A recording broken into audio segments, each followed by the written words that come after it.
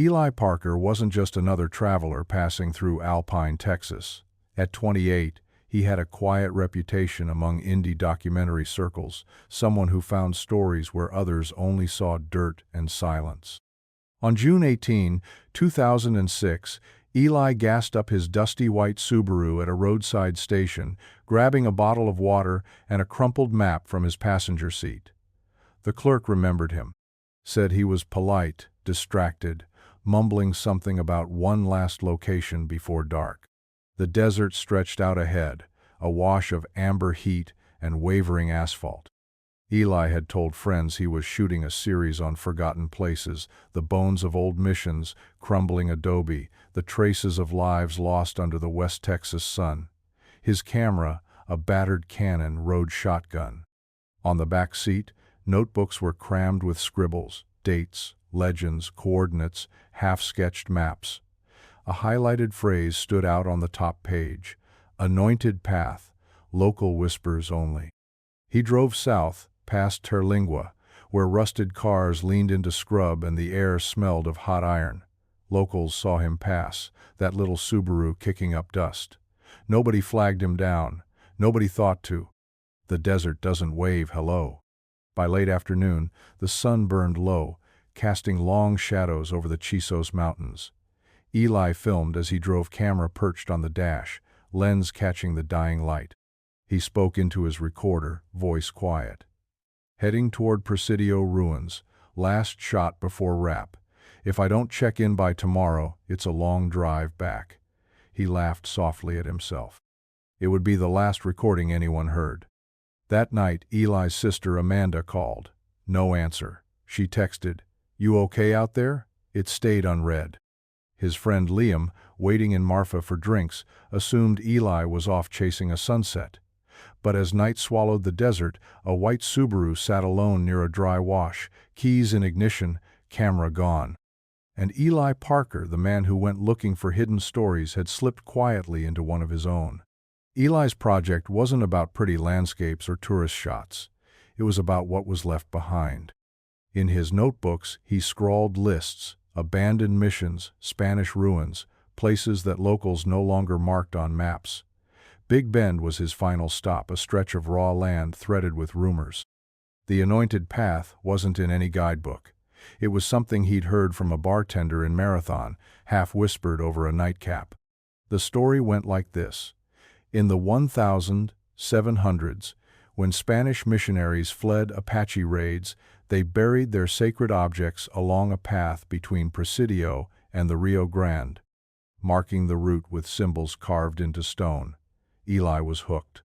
On camera, Eli called it a hidden backbone of Texas history, a line you could only trace if you knew where to look. His footage showed him hiking, sweat-drenched, through narrow canyons. Pausing by crumbled walls where petroglyphs peeked through weathered stone, he murmured notes into his recorder. "This isn't on the map. GPS shows blank. Feels heavier here." Locals thought it was just old talk, a desert myth. But Eli's last logbook entry was precise. South of Black Gap, foundation stones near Arroyo, symbols visible, final shoot. When investigators later traced his route, they found tire tracks ending near a dry creek bed, miles from any marked trail. His car doors unlocked, backpack gone.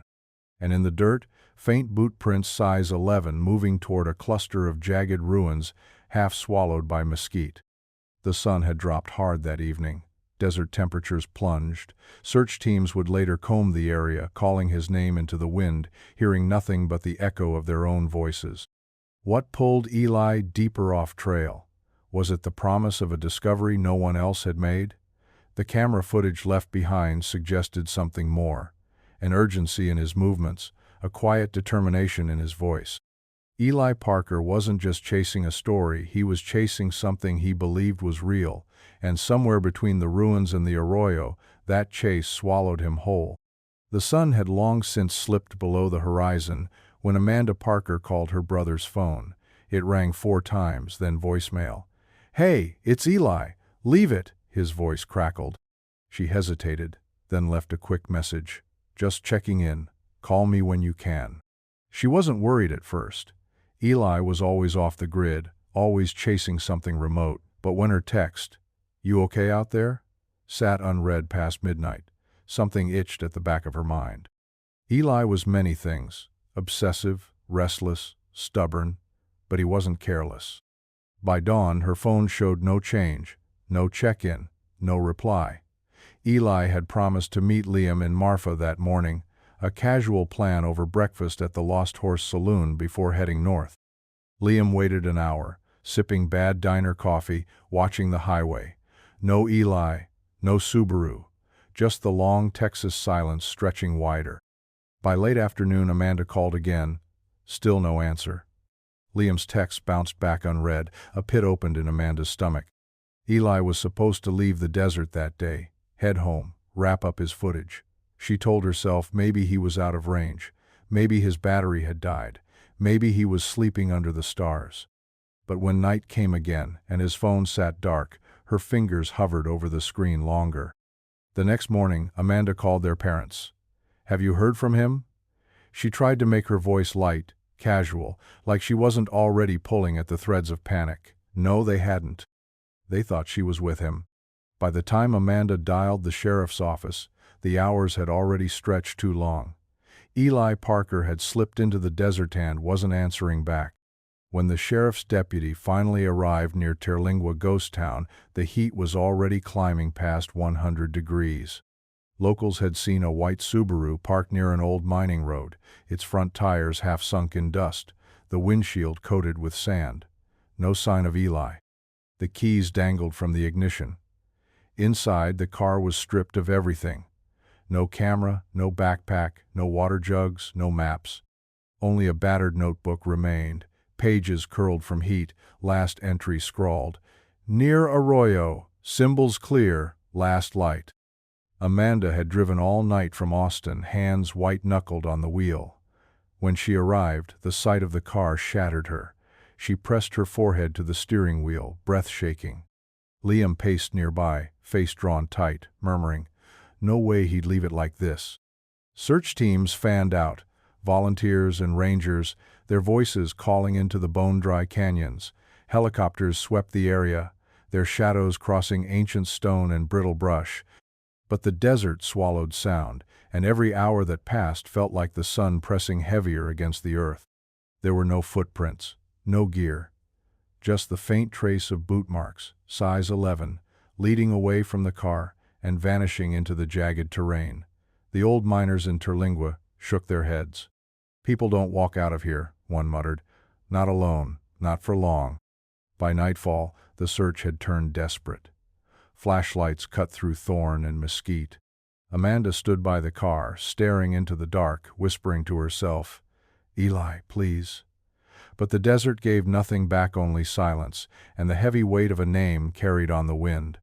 Inside Eli's Subaru, the air was oven-hot, the steering wheel too warm to touch. Rangers eased open the door, the dry creak of metal loud in the hush of the desert morning. Dust had already started to settle inside, drifting across the dashboard in a fine, pale film. The back seat held the first clues. A black canvas journal, weathered at the edges, pages crammed with scrawled notes and sketches. 2 spare camera batteries wrapped in a bandana. A topo map of the surrounding area, edges soft from folding, sections darkened with finger smudges. It was the map that drew their eyes. A thick, penciled line traced a route southwest of Black Gap, looping off any marked trail, ending at a hand-drawn X beside an unlabeled ruin. Someone Eli had underlined a note in the margin. "Old foundations? Possible mission remains. Symbols confirmed." Amanda clutched the journal, knuckles white, flipping through page after page filled with fragments, rough coordinates, cryptic phrases like "something under the stone" and "heavier here." Liam hovered nearby, his eyes darting between the map and the horizon. "He was close," he murmured, half to himself. He thought he found something. The car was oddly clean for a desert camper's rig. No water bottles, no sleeping bag, no food wrappers. Eli had taken all his essentials. Whatever trail he followed, he went prepared, or at least thought he did. A ranger crouched near the boot prints, squinting into the dirt. Single set heading west, he muttered. No drag marks, no stagger. He was walking steady. But the prints faded into nothingness after a few dozen yards, swallowed by hard-packed earth and shifting sand. The ruin marked on Eli's map wasn't on any official registry, no mention in local records or archaeological reports. Just a scatter of crumbled stone and rumor, the kind of place known only in passing between old-timers at the bar. Not a spot you just stumble on, the sheriff would later say. He was chasing something. And somewhere between that X on the map and the hollowed silence of his car, Eli Parker had stepped off the grid, leaving behind only pages, footprints, and questions that prickled the skin like the desert sun. The search began at dawn. Rangers, deputies, volunteers, they gathered near Eli's last known point, radios crackling in the cool morning air. By noon, the temperature had surged past 100 degrees Fahrenheit, the sun hammering down without mercy. Helicopters swept low over the ridgelines, blades whipping up dust devils that danced and vanished. Drones zipped out in narrow grids, cameras scanning the scrub, the dry arroyos, the scattered ruins. Amanda watched from the shade of a ranger's truck, face pinched, eyes locked on the horizon. Liam paced like a caged thing, muttering into his hands, trying to remember if Eli had ever mentioned backup plans, hidden campsites, fallback points. But Eli hadn't been the fallback type. They found no signs, no fire pits, no water jugs, no wrappers or trail marks. Just a brutal stretch of land where heat shimmered off cracked stone and every bush looked the same. The boot prints vanished within a mile, fading into hardened earth baked to near concrete. By late afternoon, even the seasoned rangers looked weary. It's like he walked into air, one muttered, wiping sweat from his neck. The helicopters circled wider, dipping into gullies and skimming across plateaus. Nothing, no motion, no glint of metal or fabric. Only the endless rise and fall of mesas, the whisper of hot wind through dry grass. The old-timers in Terlingua watched from shaded porches, shaking their heads. That land, one said, spitting into the dirt, it doesn't give you back easy. Another leaned back, eyes narrowed. He's either under it or past where we can go. That night, as the sun bled into the mountains and the heat finally relented, Amanda stood at the edge of the search zone. The desert had gone quiet, the kind of quiet that fills the chest and makes your own heartbeat sound loud. She clutched Eli's journal to her chest, the pages soft and worn, the penciled notes smudged with sweat. Somewhere out there, Eli Parker was part of the landscape now vanished into heat, dust, and the thin veil between what we search for and what we're never meant to find. By the third day, the search was shrinking.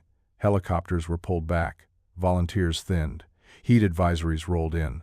The desert, it seemed, had made its decision. At the Starlight Theater in Terlingua, locals swapped theories between sips of beer and low murmurs. Dehydration, one said. Matter of fact. No one packs enough water out there. Another leaned in, voice rough from cigarettes. Mountain lion. Young male's been spotted near Black Gap. Wouldn't need long. A third, eyes narrowed at the bar, whispered, Cartel. Just that, no explanation, and the others nodded. This close to the border, things slipped through the cracks. But Eli's friends pushed back. Liam stood in the doorway of the old gas station, arms crossed tight. No, he muttered. That's not him. Eli was cautious, methodical, even when he pretended not to be. He researched, planned, packed redundancies. He wasn't some tourist rolling dice with the Texas sun. Amanda clutched her brother's notebook like a lifeline, flipping through the pages again and again, as if the worn paper might give up some secret it had been holding back. In the margins were notes about landmarks, wildlife hazards, heat stress signs. Eli knew the desert could snap you like a twig that was part of why he chased it. The sheriff's office logged the official possibilities, accident, animal, human threat, but off the record, even they admitted something felt off. It's like he went through a door we can't see, one deputy muttered, gaze fixed on the empty stretch of land. The Subaru's tire tracks, the boots in the dust, the ruins on the map, all led to nothing. Night fell cold. The desert cooled fast, the heat bleeding from the rocks like ghosts slipping back underground. Amanda stood outside the motel, watching the moon rise over black ridges. "He didn't just get lost," she whispered to no one. Somewhere out there, Eli was still walking or had found something the desert wasn't ready to give back. It was buried in his notes, wedged between camera settings and GPS readings. "Anointed path, inquire locals." A phrase circled twice, underlined with a shaky hand. Eli had found it months earlier, a fragment of legend passed from a bartender in Marathon, a rancher's son in Presidio, a retired park ranger at a coffee shop. The story was old, older than maps, older than memory. In the 1700s, Spanish missionaries fled Apache raids, slipping through the canyons by moonlight, carrying with them sacred relics, chalices, statues, rosaries too precious to leave behind, too dangerous to take openly. They hid them along what the locals whispered was the anointed path, marking the way with carved stones, buried signs, small arrangements only meant for those who knew where to look. Eli had been hooked, not by the gold, not by the treasure, but by the proof that something lived beneath the dust, something that outlasted stories and photographs. His journal was filled with rough maps, notes on Spanish inscriptions, even sketches of symbols, circles, crosses, spirals. Amanda read the pages now, heart tight in her chest. "He thought he was close," she murmured. Liam sat on the curb, elbows on his knees, eyes dark with worry. "This wasn't just about ruins," he said softly. "He thought it was a thread, something that pulled him through." Local historians dismissed it as legend, no documented path, no official relics, no verified finds. But locals told a different version. People who went searching too deep didn't always come back. Not because they were taken, not because they were hurt, but because they crossed over into a place the living weren't meant to walk. The last video on Eli's camera, recovered days later from Amanda's cloud backup, showed him kneeling by a stone outcrop, whispering to the lens, "If this is what I think it is, this is bigger than the film. This is old." He looked up, eyes squinting toward the horizon. Then a smile, half excited, half nervous. "Going in for one more look." The footage cut out mid-laugh, and the anointed path swallowed his footprints like it always had, without a sound, without a trace. By the 10th day, the search was no longer a search, it was paperwork. The rangers packed up their base near Terlingua, folding maps, winding cables, lifting coolers heavy with uneaten food. The helicopters left first, the low thump of their blades fading into the mountains like a memory already slipping away. Volunteers offered quiet nods, hands on shoulders, eyes that said we tried without having to speak it aloud. Amanda stood in the dust, Eli's journal clutched tight, watching the last trucks roll out. Liam stayed a few feet behind, jaw tight, his shoulders rounded as if the weight pressing down was just too much to square up to. Passive search, the sheriff had told them that morning. No new signs. No new leads. Official resources reallocated. They'd keep the case open, sure. But no one was coming back out here with dogs or drones. Not now. The desert reclaimed what little remained. Boot prints blurred by shifting sand. Marker flags left to flap and fall. Empty water bottles, forgotten like loose stones. Amanda walked once more to the edge of the search grid, the place where Eli's tracks had last been seen, boots pressed into soft dirt heading west, and then nothing. She crouched down, fingers brushing over the hardened earth, as if by some miracle it would give something up, something it had been holding all this time. But the ground stayed silent. The locals went back to their routines. The bartender at the Starlight stopped glancing up when the door opened. The motel clerk folded away the printed flyers. A missing man in the desert wasn't news here, it was just the land doing what the land always did. That night, under a wide-open sky freckled with cold stars, Amanda whispered into the dark, "I'm sorry, Eli." And the desert, as it had for centuries, only answered back with wind. A year passed, then another. The story of Eli Parker faded to where all such stories go, a caution, a rumor, a half-told thing shared between locals on slow nights. In the summer of 2008, two hikers from El Paso wandered off trail near Black Gap, eager to explore the old mining routes. Midway through the afternoon, sun hot on their backs, they found something odd: stacked stones. 7 of them, flat and smooth, balanced carefully one atop the other, just off the arroyo. Not natural, the hikers thought. Someone had placed them here. They took photos, posted them online with a short caption: "Weird cairns in the desert. Anyone know what these are?" The post fizzled into the churn of the internet, buried under travel tips and old threads. A local rancher heard the story at the feed store and mentioned it in passing to the sheriff's office. A deputy made a note. That's all it became, a note. The official word? Rock stacks were nothing. Hikers did it all the time, a way to mark trails, a way to pass the time. Amanda saw the post 6 months later, long after it had stopped circulating. She froze, eyes fixed on the screen, heart skipping. In Eli's journal, she remembered, there was a sketch, a rough one of marked stones, a symbol trail.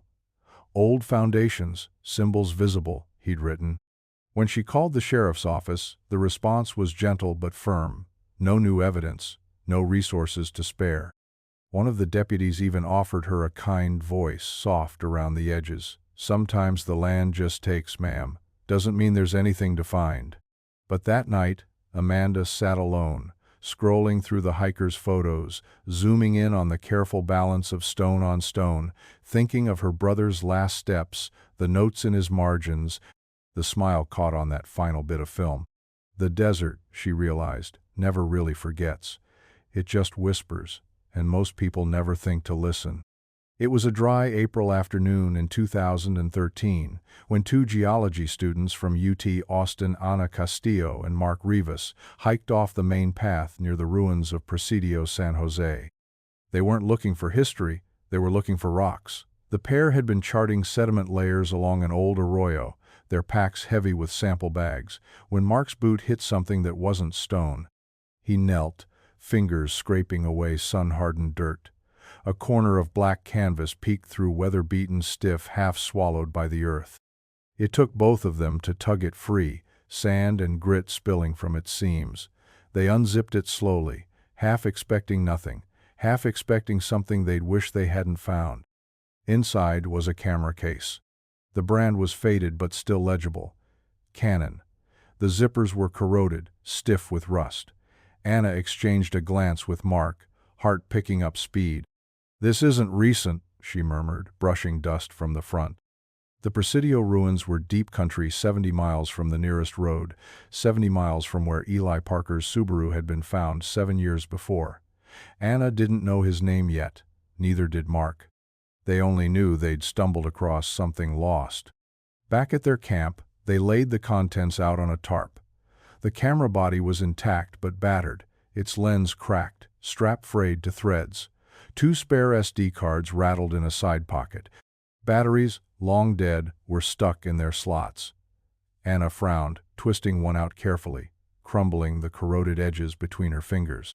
"Do you think we can pull anything off it?" Mark asked. Anna wasn't sure. But that night, as the desert wind stirred the tent flaps, she lay awake, the shape of the camera case clear in her mind. It had been placed there, she thought, not dropped, not flung, but set beneath the ledge where time and sand worked together to seal it away. Someone had left it, long ago, and for some reason it had waited. When Anna and Mark returned to Austin, they handed the camera over to the university's digital lab. No one expected much. The desert eats everything: plastic, metal, memory. But when the technicians slid the SD card into the reader, something blinked to life. There were files, dozens. Video clips, stills, audio notes, dates stamped June 2006, a name in the metadata, Eli Parker. The first images were simple, wide-angle shots of rock formations, time, lapse clouds, a rattlesnake coiled in shadow. Eli's voice occasionally drifted over the audio, soft, thoughtful, narrating details. Limestone strata, possible mission foundation, south-facing arch. Then came the later footage. The lens had cracked somewhere along the way, splitting the frame with a jagged flare, light bending in strange prismatic bursts. Eli's voice changed. two less documentary calm, more clipped, almost breathless. "Found markings," he muttered in one clip, his face filling the camera briefly, eyes darting sideways. "Not sure what I'm seeing yet." The final video froze the room. In it, Eli stood at the edge of what looked like a collapsed ruin, red dust coating his clothes. The shot shook as he moved closer, his breath loud against the mic. At the frame's edge, something flickered movement, quick, sharp, then gone. Eli jerked the camera toward it, whispering, "Who's there?" The recording cut mid-motion. The lab team sat in silence, staring at the still image of Eli's blurred silhouette. Anna clenched her hands, stomach tight. Mark just stared at the screen, voice low. He was out there alone. The sand had seeped into every crevice, filling the camera's joints, eroding the seals, swallowing the sharpness of each shot. But the memory card had survived, holding its strange, incomplete record. Eli Parker had been here. He had seen something. And then nothing. The lab room was dim, the air humming faintly with the sound of the old desktop computer loading files. Anna sat forward in her chair, eyes locked on the screen as the first recovered video flickered to life. There was Eli, hair damp with sweat, cheeks sunburned, voice low but steady. "Sight matches descriptions," he murmured to the lens, panning slowly across a stretch of crumbled stone.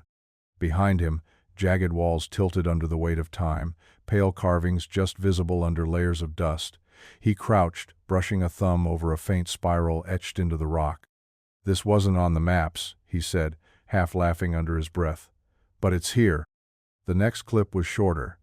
Eli knelt near an opening part of a collapsed archway, the stones sharp-edged and blackened, as if fire had kissed them long ago. His voice dropped lower. "There's something under. Not sure if it's a crawl space or just erosion."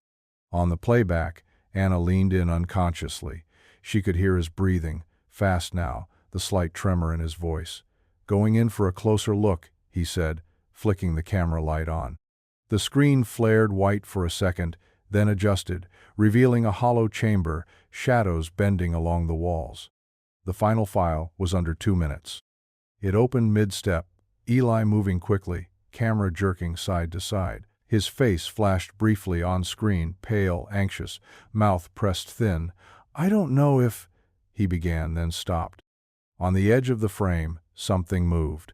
It was small, a flicker, like a shape cutting through light, gone before the lens could fix it. Eli whipped the camera toward it, breath-catching. "Hello?" he called, voice sharp now, urgent. A beat of silence. Then the footage ended, glitching into static, freezing on a frame of dirt and stone and blurred motion.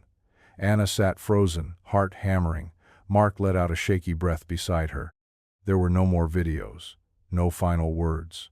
Only the moment Eli Parker turned towards something just out of sight and never came back.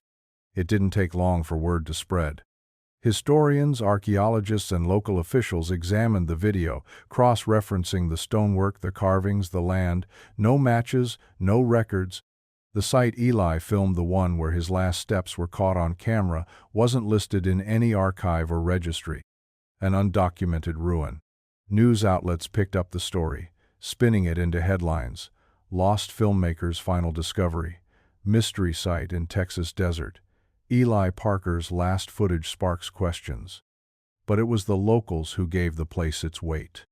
A rancher near Presidio watched the footage and muttered under his breath. An old woman in Terlingua said she'd heard her grandfather speak of that land people didn't build on, didn't camp near, didn't mark. A faded oral tradition, barely whispered now. Stories of monks who fled raiders, of treasure buried and cursed, of travelers gone missing on paths not meant to be walked. They called it Tierra Marcada, marked land. Researchers sent a small survey team to the GPS coordinates, hoping for answers.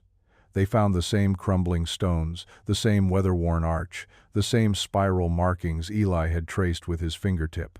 But they also found something else. No wildlife, no fresh tracks, no sign that anyone or anything had passed through in years. Anna read every report, every note. The spiral carvings were unfamiliar, their pattern inconsistent with Spanish colonial designs. The stone compositions suggested something older, Pre-colonial, perhaps, but no one could say for sure. In the end, the experts shrugged. Another mystery, another story buried by sun and time. But Amanda, Eli's sister, flew to Texas that spring. She stood at the edge of the ruin, wind pulling at her hair, heart hammering like it had that first night she got the call. She pressed her hand to the stone, eyes closed.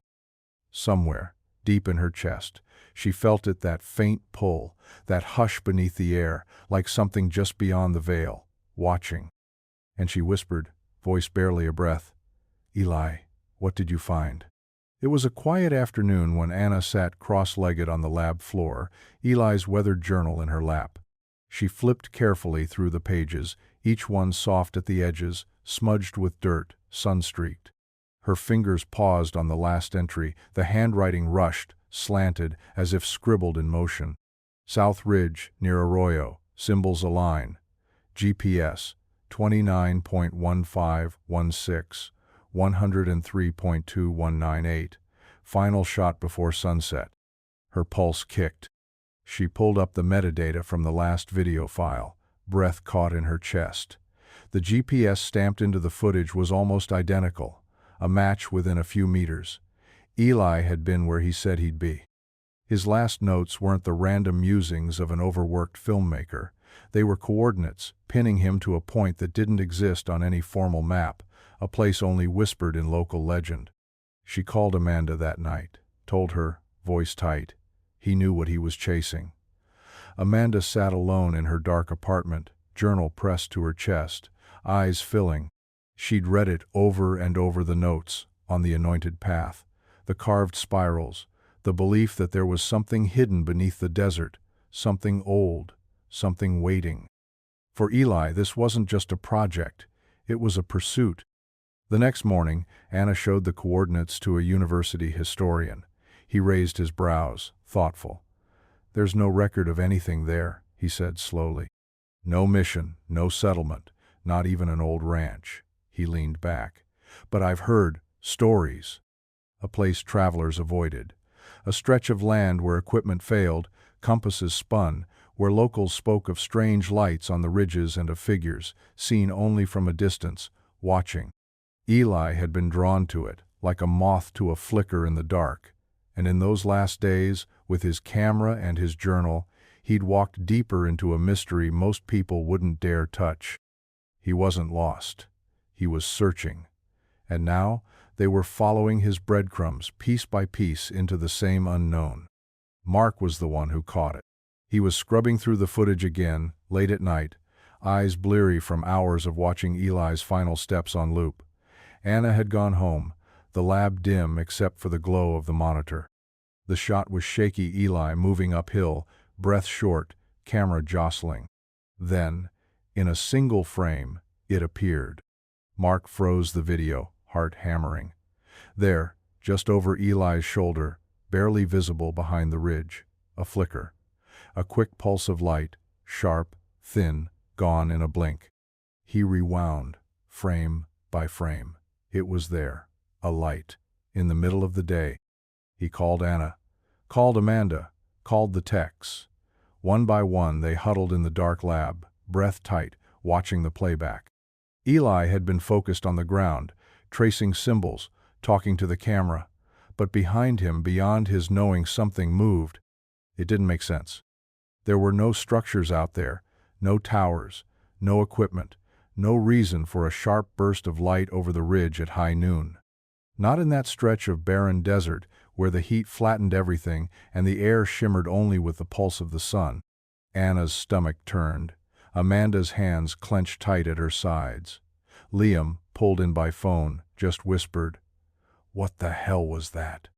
Theories bloomed. A reflection, a lens flare, a trick of light. But the angle was wrong, the timing off, the brightness too precise. It was as if, for 1 second, something on the other side had flared or opened and then shut again, before Eli could turn, before the camera could adjust. The flicker became an obsession. Amanda stared at the paused frame that night, alone in her apartment, fingers grazing the laptop screen. The ridge, The stones, the sliver of light, like a thin thread pulled loose between worlds. "Did you see it, Eli?" she wondered. "Did you know it was there?" Somewhere in the grainy pixels, in the half-captured glow, was a question no one could answer.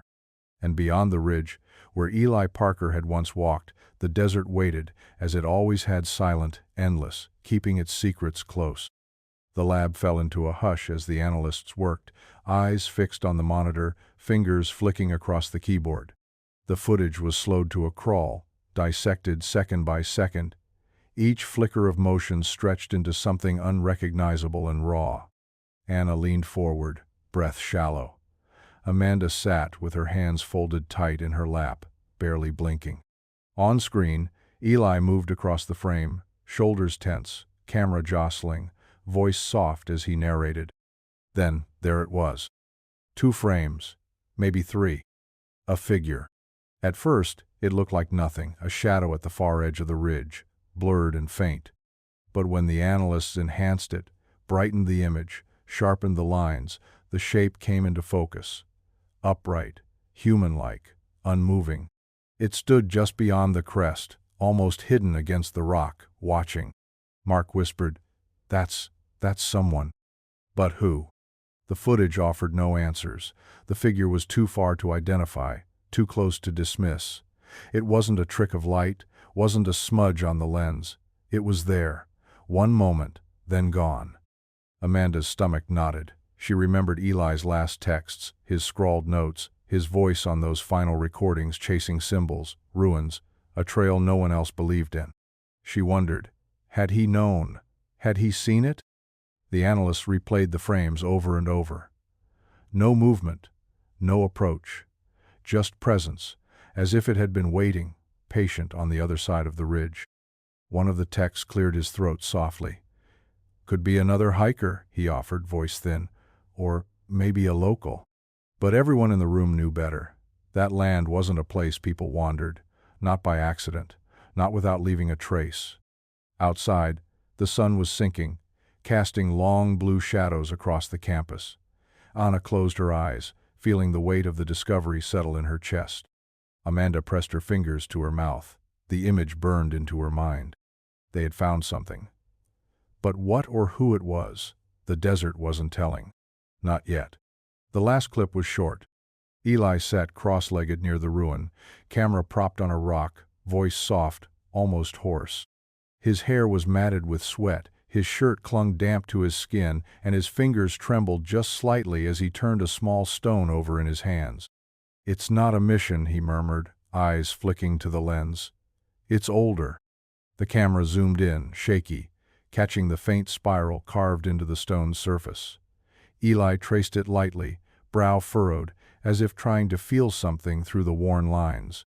"There's something beneath," he whispered, voice thin, barely audible. "It's hollow under here." The words hung in the air.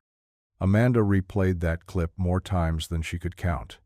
In her apartment late at night, headphones pressed to her ears, she leaned in as if her brother's voice could reach her across the years. Anna watched it too, alone in the lab, her notebook cluttered with scribbles, half-formed theories. What had Eli been trying to say? His journal offered fragments, mentions of chambers, of air shifts, of sounds underfoot. He'd written of the carvings, the strange arrangement of the stones, the feeling of standing on something that wasn't just ground, something buried. The historians had no answers, no records, no maps. Only old local whispers, stories about land that swallowed people whole, about trails that led to places older than memory, where you didn't just disappear, you were taken. In the footage, Eli lifted his head once, eyes meeting the lens. For a moment he smiled, small, tired, but real. "If anyone finds this," he began, but the words trailed off, unfinished. A breath, a glance to the side, the faintest flicker of tension in his face. Then the clip cut. Amanda sat in the quiet, her brother's half-formed sentence echoing in her mind, the weight of it pressing down like the earth itself. Eli had found something. And in the end, whatever it was, it had been waiting for him all along. The footage went public in late June. Local news stations led with the headline, Lost filmmakers' last moments, national outlets followed. Clips flooded social media. Eli's voice, the crumbling ruins, the flicker of light, the shadowed figure on the ridge. Theories bloomed overnight: archaeological discovery, criminal cover-up, supernatural mystery. Amanda watched it all unfold from her apartment, the hum of the television filling the room. She pressed her palms together, elbows on her knees, eyes fixed on the screen as reporters replayed her brother's final words over and over. "It's not a mission, it's older." The pressure forced the hand of the National Park Service. Officials who had long kept Eli's file cold reopened it. A statement was issued. "We are reviewing new evidence related to the 2006 disappearance of Eli Parker. Search efforts will be conducted in coordination with archaeological consultants and law enforcement." Within days, a team of rangers, deputies, and specialists arrived at the Presidio San Jose ruins. Helicopters buzzed overhead, trucks rumbled down rocky paths, stirring clouds of ochre dust. Forensics vans idled at the edge of the site, their logos bright under the punishing sun. Amanda flew to Texas. She wasn't allowed near the dig, but she stood at the perimeter, hands clenched into fists, watching men and women in high-vis vests comb the ground her brother had walked. Anna joined her, silent, eyes red from sleepless nights in the lab. The search grid was tight. They used cadaver dogs, ground-penetrating radar, thermal imaging. They sifted soil by hand, peered into crevices, lowered cameras into shallow gaps beneath the stones. The days stretched long under the brutal heat, the air sharp with sage and dust, radios crackling low with updates. But as the sun fell each evening, the answer was always the same. No remains. No trace. No Eli. Amanda sat on the edge of her motel bed each night, phone in hand, staring at old photos: Eli with his camera, Eli laughing in the sun, Eli standing where the earth met the sky. Somewhere, she thought, he had crossed a line no one else could follow. And all the searchlights in the world weren't going to pull him back. The search stretched over 10 days. They scoured every corner of the ruin, mapped the terrain out in squares, and marked every point of interest with orange flags that flapped weakly in the breeze. They found scraps: a rusted water bottle, an old campfire ring, a weathered piece of rope half buried under rock. But none of it belonged to Eli. None of it matched the gear shown in his footage or the items Amanda remembered him packing before he vanished. On the 7th day, they found the boot print. It was on the slope west of the ruin, faint but unmistakable, a single impression, pressed deep into the dry earth, preserved under a ledge where rain and wind hadn't reached. Size 11, same as Eli's. The ranger who found it knelt quietly, brushing away grit, the lines of his brow drawn deep. He radioed it in, voice low, as if speaking too loud might break the moment. Amanda was called over to see it, escorted by a soft-spoken deputy. She stood there for a long time, arms folded tight against her chest, eyes wet. No one spoke. There was nothing to say. A single boot print, alone on the slope. No others leading away. No others coming back. Just one. The media lost interest as the days passed. Headlines faded.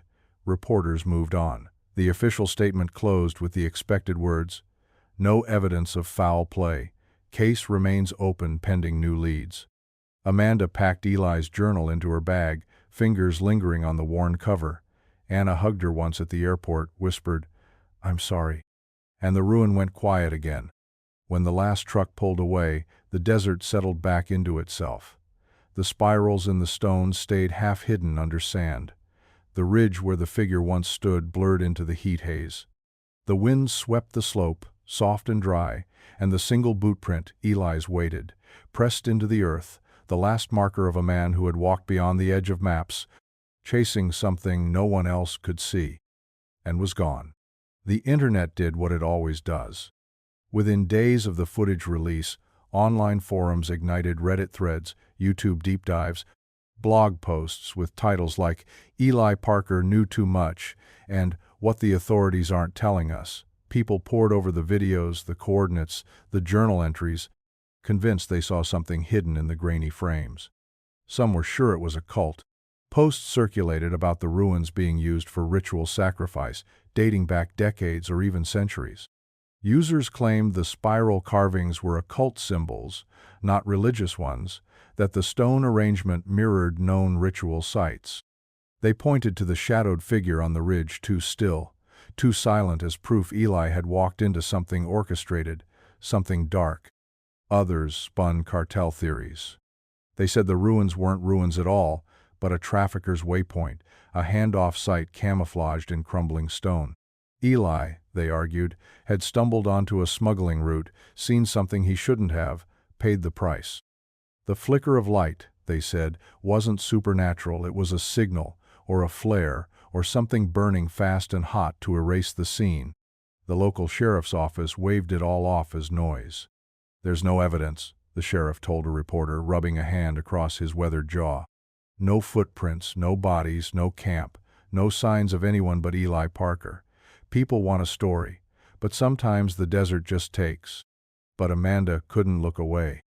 At night, she sat cross-legged on her living room floor, laptop screen glowing in the dark, scrolling through thread after thread, post after post, eyes aching with the need to know. Anna called, worried, telling her to step back, to rest.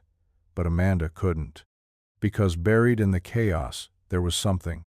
A comment, a half-forgotten post, a local voice saying they'd seen fires on the ridge that week, a brief glow, a burst of heat, and then nothing.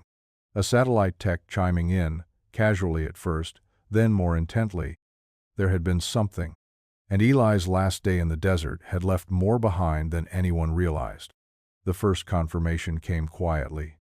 A satellite imaging analyst, not law enforcement, not a reporter, just a hobbyist, had been combing archived thermal data, curious after seeing the footage online. He wasn't looking for answers, just anomalies. But then he found it. On the afternoon of June 19, 2006, at the coordinates near Presidio, San Jose, a sudden heat signature flared.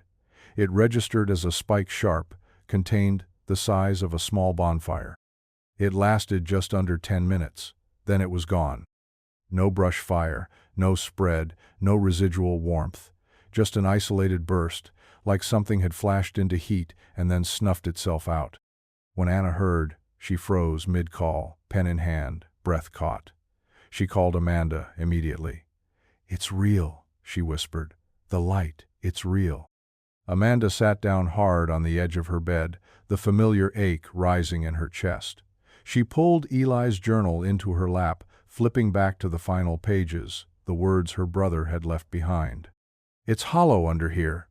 Symbols align. Final shot before sunset." What had he been standing over? What had he been so close to touching? Theories multiplied. Some said it was a ritual fire, burned fast to mark a passage or seal something shut. Others insisted it was equipment, a generator, a signal flare, some kind of operation deep in the desert, hidden behind the mask of old stone. A few went further, suggesting it wasn't man-made at all. Amanda sat up late that night, watching the satellite data flicker on her screen, imagining Eli's last steps in the fading light, his face tilted to the camera, his voice dropping low as he whispered to himself about what he had found. Somewhere under those ruins, under the cracked earth and the spiral marks, something had stirred for a moment. Heat, light, motion. And then nothing. No footprints leading back, no body, no trace. Just one man, one camera, and a mystery burned clean through by the desert sun, leaving behind only echoes. And a sister staring into the dark, whispering his name. Every June, Amanda returns to the desert. She flies into Midland, rents a car, drives the long, empty hours south, past the skeleton gas stations, past the ghost towns, past the fading signs for Big Bend. She parks at the edge of the old Presidio site, where the ruins crumble a little more each year, and the wind pulls softly at the dry grass. She brings the same things every time. A notebook, wrapped in plastic, tucked into a weathered tin box. A pen. A photograph of Eli, grinning wide, camera slung over his shoulder, squinting into the sun. She kneels at the edge of the ruin, runs her hand across the cool stone, the faint spiral marks still just visible under the dust. She writes him a letter. "If you ever make it back," she begins, fingers trembling slightly as the words spill out.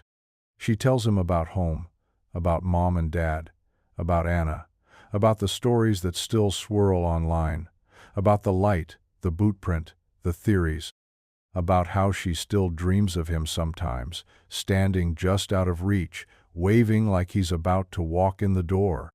When she's finished, she seals the notebook, tucks it inside the tin, and places it under the low overhang at the base of the ruin, the place she first saw the search team kneeling, years ago, brushing dirt from the ground. She lingers, looking out at the endless stretch of sand and rock and sky. The first year, she cried. The second, she stayed quiet. Now, nearly a decade later, it's something else.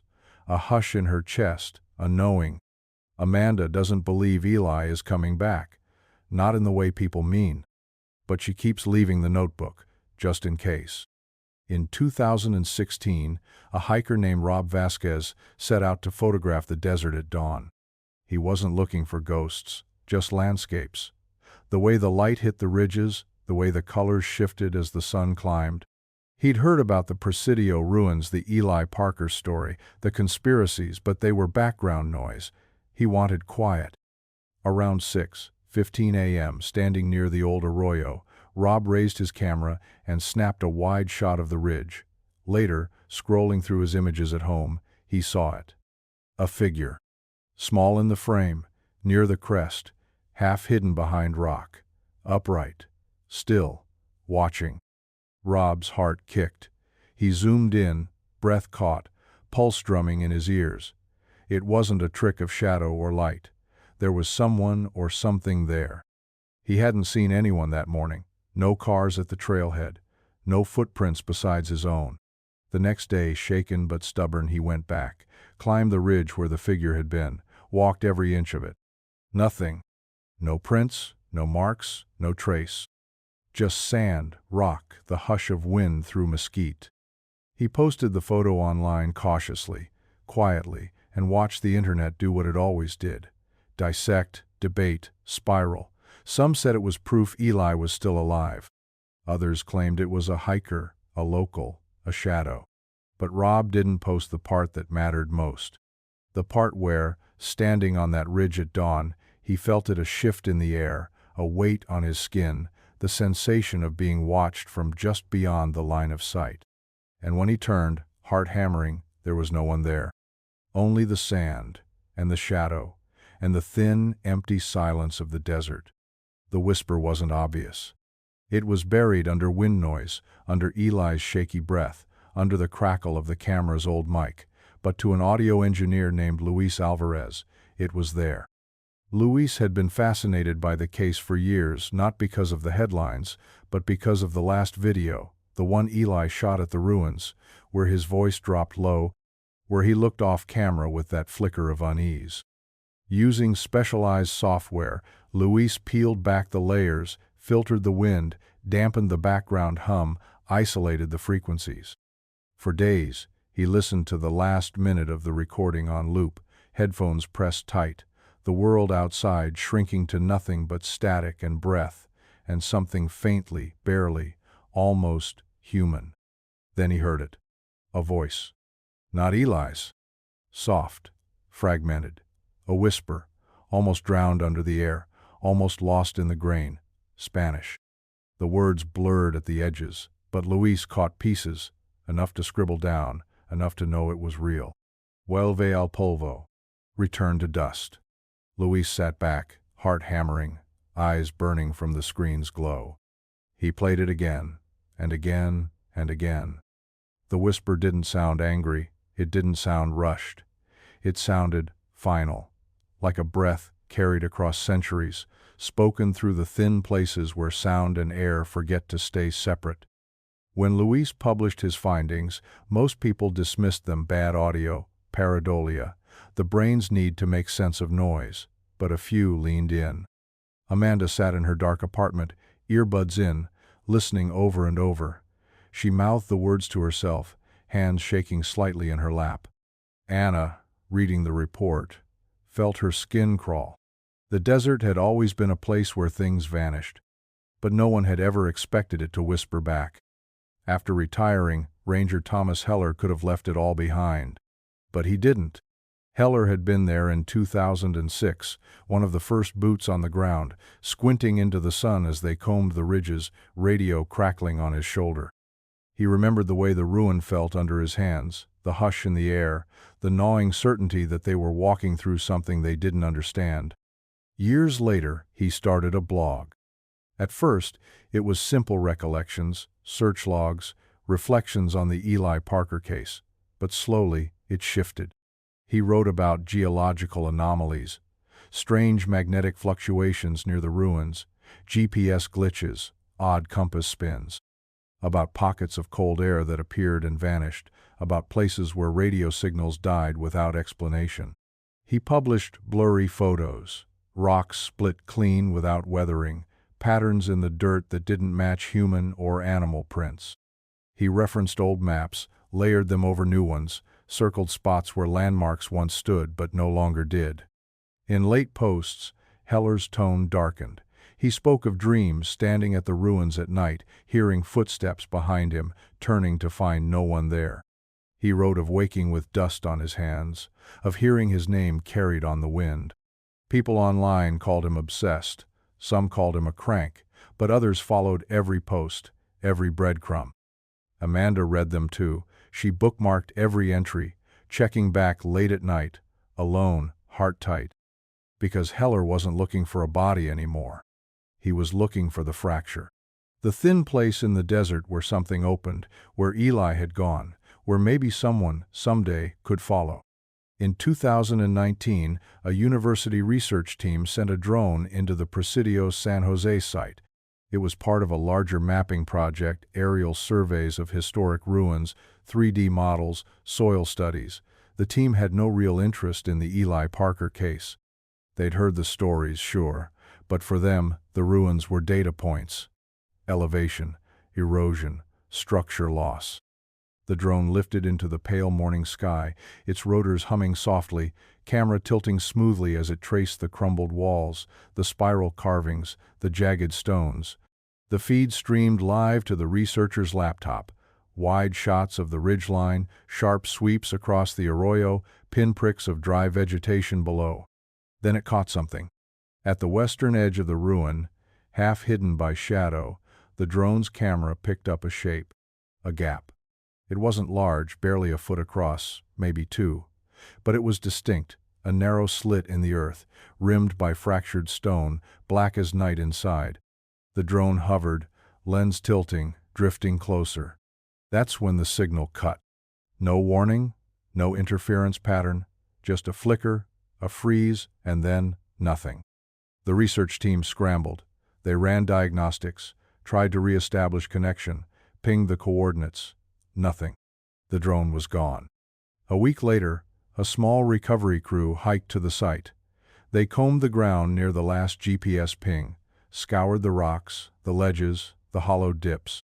They found no wreckage, no battery casing, no blade fragments. It hadn't crashed. It hadn't been caught by wind. It had just vanished. Amanda heard about it through Anna, who forwarded the report with a short, tight message. "You should see this." Amanda sat at her kitchen table, staring at the last frozen frame, the jagged opening, the black maw beneath the ruin, waiting. She felt her throat tighten, her fingers curling slowly into fists. She'd always wondered how far Eli had gone. Now she wondered if the ground itself had opened and swallowed him whole. The locals had always whispered about the caves. They said the ruins sat atop a honeycomb of tunnels, old lava tubes, collapsed chambers, hidden veins of empty space. No maps showed them. No explorer had ever charted them. The ground out there was too brittle, too treacherous, too eager to collapse under its own weight. But the stories lingered. Hunters spoke of air that felt wrong, places where sound dulled, where footsteps echoed strangely. Campers told of rocks that rattled underfoot, of sudden dips, of cold drafts rising from nowhere. And for those who remembered Eli Parker, There was one theory that refused to fade. He had gone in. The last journal entries, the hollow underfoot, the whispered, "It's not a mission, it's older," they all pointed to something beneath the surface. Not just a ruin, not just history, but an entrance, a way down. Ranger Heller wrote about it in one of his final blog posts. Some places are mouths, not marks. Some places don't just sit, they pull. Amanda read those words late at night, heart pounding, fingers brushing the cover of Eli's journal. She imagined him crouched at the edge of that gap, camera light flickering, breath held tight in his chest as he peered into the dark. She imagined his boots sliding, just a little, just enough. What waited below? Cave-in? Starvation? Something older? Stranger? Deeper? No one could say. No one had gone in. But the desert didn't need witnesses. It was patient. It was still. It was the kind of place that remembered what the world tried to forget.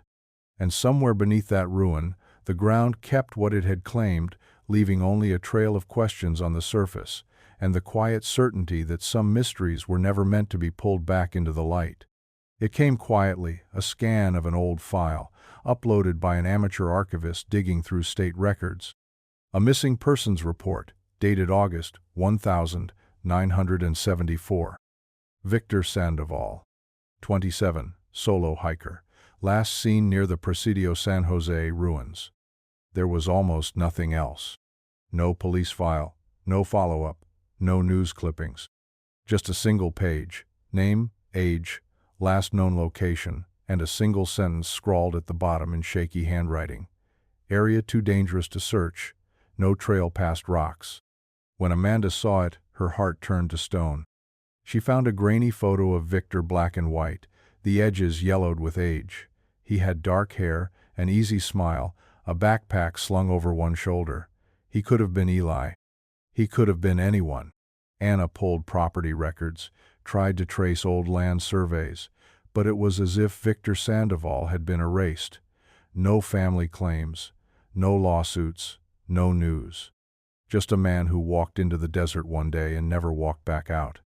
Ranger Heller wrote about it on his blog. The land has patterns. It has memory.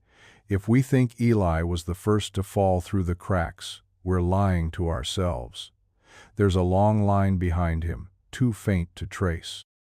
Amanda sat in the quiet, Victor's photo on the table next to Eli's journal. The ache in her chest sharpened. Not the first. Maybe not the last. The final footage came from a ranger's body cam. It was a routine check, a new recruit, walking the perimeter at dusk, camera light bobbing softly as the last gold light bled from the sky. The ruins stood silent. The spiral carvings were barely visible, the edges worn soft by time. The gap in the earth sat like an open mouth, stone lips pressed against shadow. The wind murmured through the mesquite, the faint buzz of insects threading the air. Then movement. It was quick, distant. Just at the edge of the frame. A shape, flickering between stone and dark, slipping through the ruin's heart, not animal, not wind. The ranger froze, breath catching, body tilting slightly as if straining to hear something just beneath the air. The camera trembled. A faint whisper, barely caught on mic, not words, not sound, just presence. Then the feed cut. No malfunction warning. No battery fail, just black. The ranger returned minutes later, pale, shaking, unable to explain what he'd seen, what he'd felt. The footage was reviewed, paused, rewound. And there it was, a blur, a shape, a slip, of something inhumanly still, watching from the broken stones. The ruins sat quiet the next morning, the desert sun painting the world in hard light. But deep beneath, where cameras couldn't reach, where no trail was marked, where breath and rock and dust intertwined, something remained. Waiting. Watching.